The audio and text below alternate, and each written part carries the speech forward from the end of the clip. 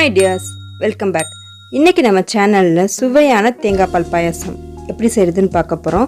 நல்ல ஜவ்வரிசி சேமியாலாம் போட்டு இந்த பாயாசம் வந்து ரொம்பவே டேஸ்டா இருக்கும். வாங்க இப்போ எப்படி செய்யலாம்னு பார்க்கலாம். பாயாசம் செய்யறதுக்கு ஃபர்ஸ்ட் நம்ம ஜவ்வரிசியை ஊற வச்சுக்கலாம். 1/2 கப் ஜவ்வரிசி ஒரு 20 மினிட்ஸ்க்கு முன்னாடியே நல்லா வாஷ் பண்ணிட்டு தண்ணியில் ஊற வச்சுக்கோங்க. ஜவ்வரிசி வேகிறதுக்கு டைம் ஆகும். ஸோ நம்ம அதனால தான் ஊற வச்சுக்கிறோம். இந்த மாதிரி ஊற வச்சு நம்ம வேக வைக்கிறப்ப கொஞ்சம் சீக்கிரமாகவே வெந்துடும். இதில் நிறைய இம்ப்யூரிட்டிஸ் இருக்கும். ஸோ நல்லா வாஷ் பண்ணிக்கோங்க. அப்புறம் இந்த பால் பாயாசத்துக்கு நம்ம தேங்காய் பால் தான் யூஸ் பண்ண போகிறோம். ஸோ ஒரு 3 மூடி தேங்காய் இதை வந்து அரைச்சி பால் எடுத்துக்கணும். தலைப்பால் தனியாக தண்ணிப்பால் தனியாக பிரித்து எடுத்துக்கோங்க. 1வது பால் தனியாக 2வது பால் தனியாக பிரித்து எடுத்துக்கோங்க. இப்போ ஒரு பாத்திரத்தை ஹீட் பண்ணிவிட்டு அதில் 1 டேபிள் ஸ்பூன் நெய் சேர்த்துக்கோங்க.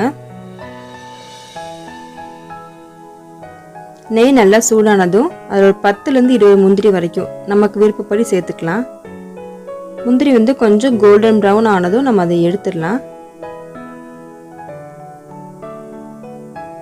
ரொம்ப கருக விட்டுறாதீங்க. இந்த மாதிரி கொஞ்சம் ப்ரௌனிஷ் ஆனதும் எடுத்துருங்க.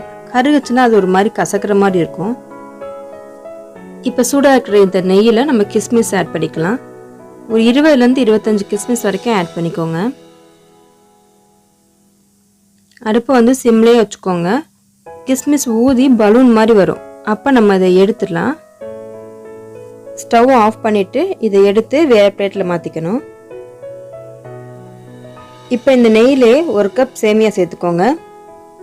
சேமியா கோல்டன் ப்ரௌன் ஆகிற வரைக்கும் இதை வறுக்கணும். வறுத்துட்டு இதையும் எடுத்து தனியாக வச்சுக்கோங்க.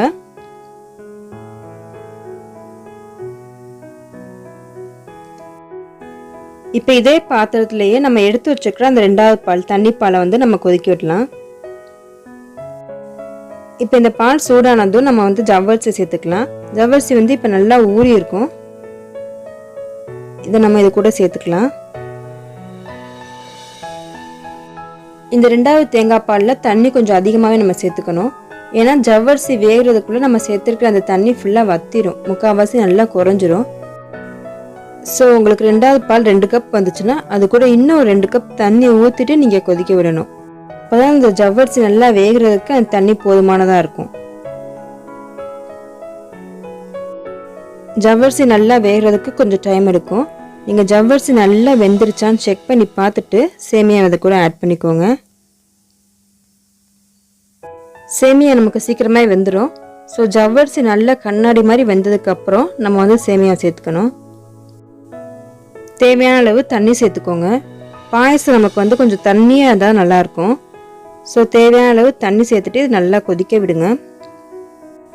சேமியா நல்லா வெந்ததும் இது கூட 3/4 கப் அளவுக்கு சுகர் சேர்த்துக்கலாம். சுகர் சேர்த்ததும் பாயசம் நல்லா இலகி வரும். சுகர் நல்லா ஃபுல்லாக டிசால்வ் ஆனதும் இப்போ நம்ம தலைப்பால் சேர்த்துக்கலாம்.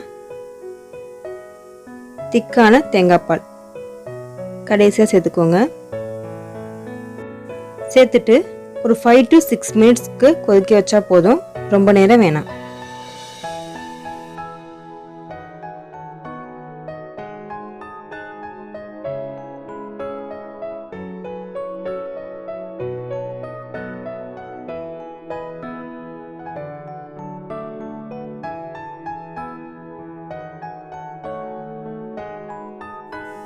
கடைசியா நம்ம வறுத்து வச்சிருக்கிற முந்திரி கிஸ்மிஸ் அதை சேர்த்துக்கலாம்.